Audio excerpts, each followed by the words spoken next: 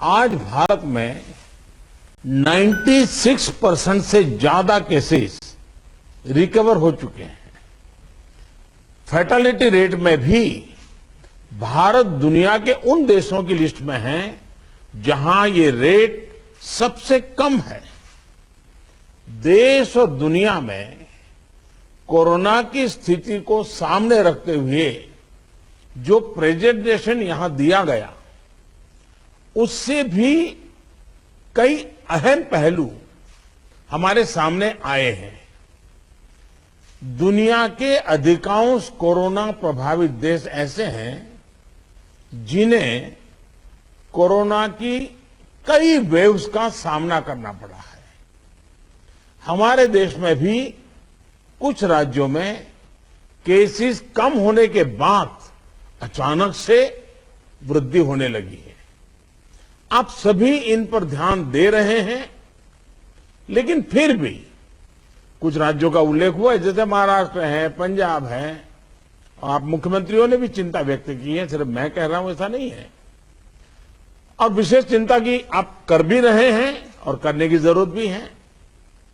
हम ये भी देख रहे हैं कि महाराष्ट्र और एमपी में टेस्ट पॉजिटिविटी रेट बहुत ज्यादा है और केसों की संख्या भी बढ़ रही है, बहुत आ रहे हैं। इस बारे में कई ऐसे इलाकों, ऐसे जिलों में भी ये वृद्धि देखने को मिल रही है जो अभी तक खुद को बचाए हुए थे, सेफ जोन थे एक प्रकार से। अब वहां पर हमें कुछ चीजें नजर आ रही हैं। देश के 70 जिलों में तो पिछले कुछ हफ्तों में यह वृद्धि 150% से भी ज्यादा है, 150% से ज्यादा। अगर हम इस बढ़ती हुई महामारी को यही नहीं रोकेंगे तो देशव्यापी आउटब्रेक की स्थिति बन सकती है। हमें कोरोना की उस उभरती हुई सेकंड पीक को तुरंत रोकना ही होगा और इसके लिए हमें क्विक और डिसाइसिव कदम उठाने होंगे। कई जगह देखने को मिल रहा है कि मास्क को लेकर अब स्थानीय प्रशासन द्वारा भी उतनी गंभीरता नहीं दिखाई जा रही। मेरा आग्रह है कि स्थानीय स्तर पर गवर्नेंस को लेकर जो भी दिक्कत है उनकी पड़ताल, उनकी समीक्षा की जानी और उन दिक्कतों को सुलझाया जाना, ये मैं समझता हूं वर्तमान में बहुत आवश्यक है। ये मंथन का विषय है कि आखिर कुछ क्षेत्रों में ही टेस्टिंग कम क्यों हो रही है, क्यों ऐसे ही क्षेत्रों में टीकाकरण भी कम हो रहा है। मैं समझता हूं कि ये गुड गवर्नेंस की परीक्षा का भी समय है। कोरोना की लड़ाई में हम आज जहां तक पहुंचे हैं उसमें और उससे जो आत्मविश्वास आया है, ये आत्मविश्वास, हमारा कॉन्फिडेंस ओवर कॉन्फिडेंस भी नहीं हो जाना चाहिए। हमारी ये सफलता लापरवाही में भी नहीं बदलनी चाहिए। हमें जनता को पैनिक मोड में भी नहीं लाना है। एक भय का साम्राज्य फैल जाए, ये भी स्थिति नहीं लानी है। और कुछ सावधानियां बरत करके, कुछ इनिशिएटिव लेकर के हमें जनता को परेशानी से मुक्ति भी दिलानी है।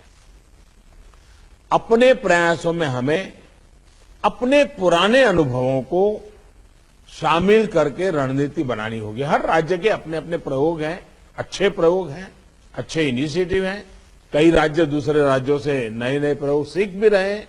लेकिन अब एक साल में हमारी गवर्नमेंट मशीनरी को नीचे तक ऐसी स्थितियों में कैसे काम करना, करीब करीब ट्रेनिंग हो चुकी है।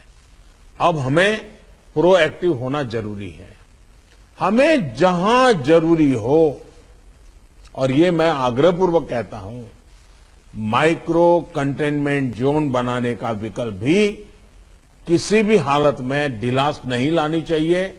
इस पर बड़े आग्रह से काम करना चाहिए। जिलों में काम कर रही पैंडेमिक जो रिस्पांस टीम्स को कंटेनमेंट और सर्वेलेंस एसओपीस इसकी रीओरिएंटेशन की आवश्यकता हो वो भी किया जाना चाहिए। फिर से एक बार 4 घंटे 6 घंटे के लिए बैठ करके चर्चा हो, हर लेवल पे चर्चा हो, सेंसिटाइज भी करेंगे, पुरानी चीजें याद भी करा देंगे और गति भी ला सकते हैं।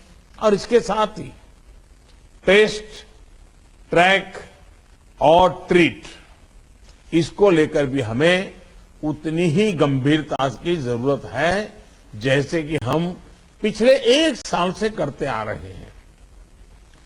हर संक्रमित व्यक्ति के कॉन्टैक्ट को कम से कम समय में ट्रैक करना और आरटी-पीसीआर टेस्ट रेट 70% से ऊपर रखना बहुत अहम है।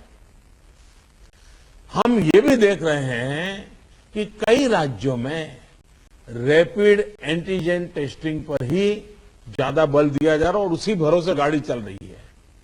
जैसे केरल है, उड़ीसा है, छत्तीसगढ़ है, यूपी है।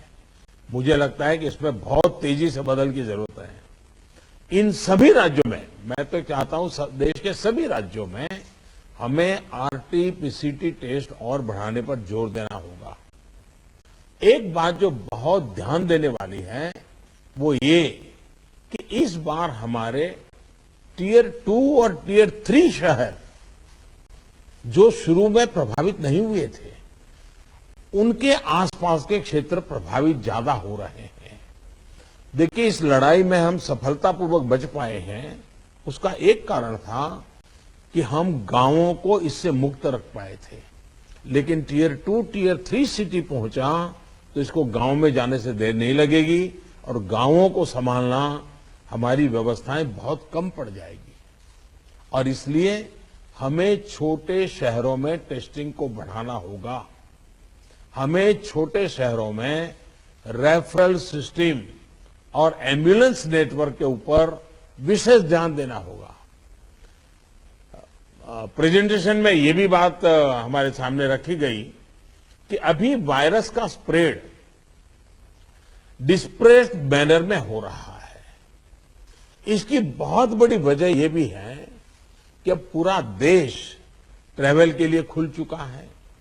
विदेशों से आने वाले लोगों की संख्या भी बढ़ी है। इसलिए आज हर एक केस के ट्रैवल की, उसके कॉन्टैक्ट्स के ट्रैवल की सूचना सभी राज्यों को आपस में भी साझा करना जरूरी है। आपस में जानकारी साझा करने के लिए किसी नए मैकेनिज्म की जरूरत लगती है तो उस पर भी विचार होना चाहिए।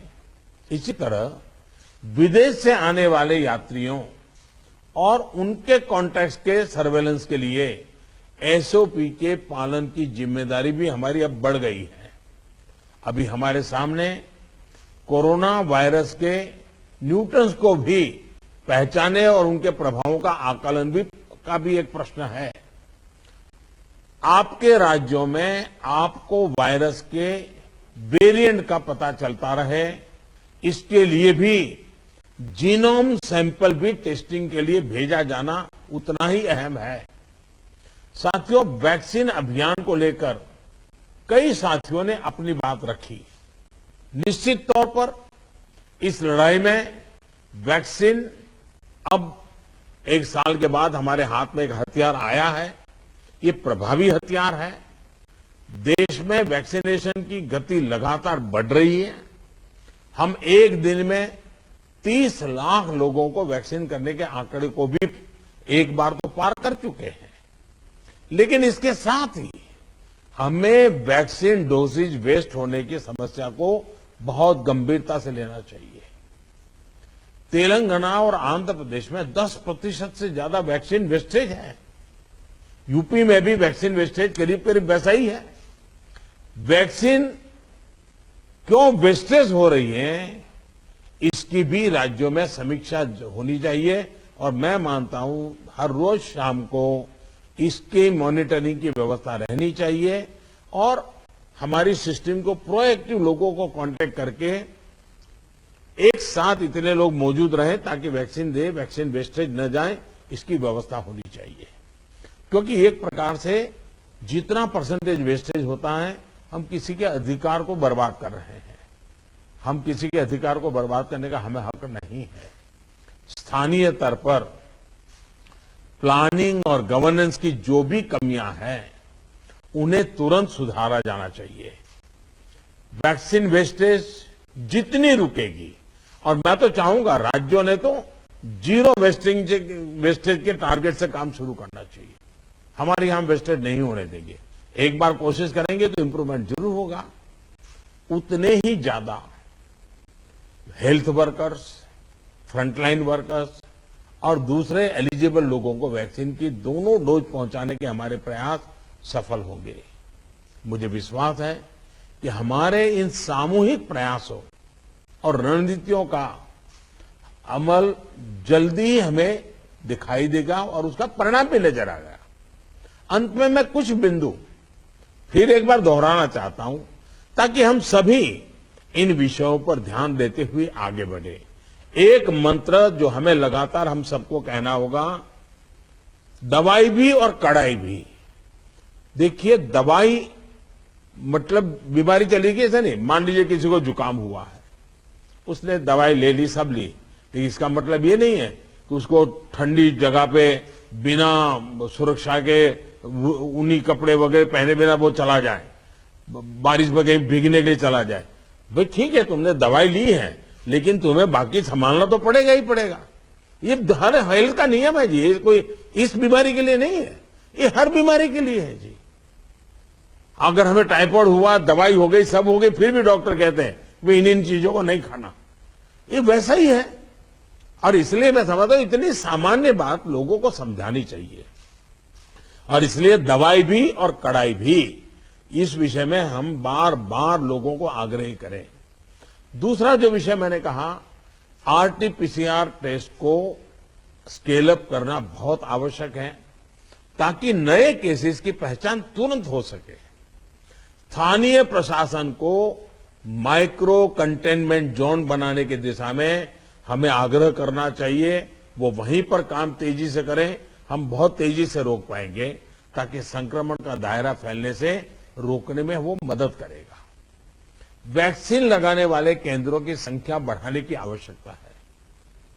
वो प्राइवेट हो, सरकारी हो, जितना, जैसा आपने मैप देखा होगा, वो आपके लिए भी राज्यवार भी बनाया। वो शुरू में जो ग्रीन डॉट वाला बताया था, और देखने से ही पता चलता है बहुत सारे इलाके हैं कि जहां लाइट ग्रीन लग रहा है, मतलब कि हमारे वैक्सीनेशन सेंटर उतने नहीं है और या तो एक्टिव नहीं है। देखिए, टेक्नोलॉजी हमारी बहुत मदद कर रही है। हम बहुत आसानी से डे टू डे चीजों को ऑर्गेनाइज कर सकते हैं। इसका हमें फायदा तो लेना है, लेकिन उसमें उसके आधार पर हमें इंप्रूवमेंट करना है। हमारे जितने सेंटर्स प्रोएक्टिव होंगे, मिशन मोड में काम करेंगे, वेस्टेज भी कम होगा, संख्या भी बढ़ेगी और एक विश्वास तुरंत बढ़ेगा। मैं चाहता हूं कि इसको बल दिया जाए। साथ ही एक बात हमें ध्यान रखनी होगी, क्योंकि ये वैक्सीन निरंतर प्रोडक्शन हो रहा है और जितना जल्दी हम इससे बाहर निकले, हमें निकलना है। अदरवाइज ये 1 साल, 2 साल, 3 साल तक खींचता चला जाएगा। एक मुद्दा है वैक्सीन की एक्सपायरी डेट।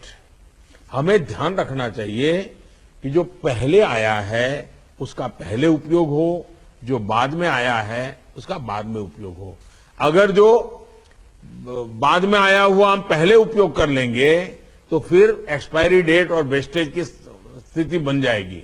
और इसलिए मुझे लगता है कि अवॉइडेबल वेस्टेज से तो हमें बचना ही चाहिए। हमें पता होना चाहिए कि ये लॉट हमारे पास जो है, इसकी एक्सपायरी डेट ये है, हम सबसे पहले इसका उपयोग कर लेंगे। ये बहुत जरूरी है। और इन सभी बातों के साथ इस संक्रमण के फैलाव को रोकने के लिए जो मूलभूत कदम है, जैसा मैं कहता हूं, दवाई भी और कड़ाई भी।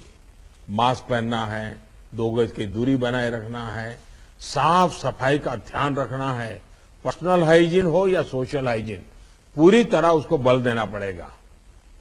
ऐसे कई कदम जो पिछले 1 साल से हम करते आए हैं, फिर से एक बार उसको बल देने की जरूरत है। फिर से इस बार आग्रह करने की जरूरत है।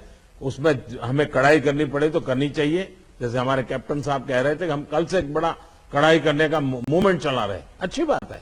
मुझे लगता है कि हम सब ने इस दिशा में हिम्मत के साथ करना पड़ेगा।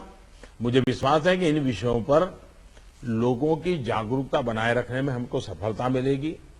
मैं फिर एक बार आपके सुझावों का लिए धन्यवाद करता हूं और भी जो सुझाव है आप जरूर भेजिए।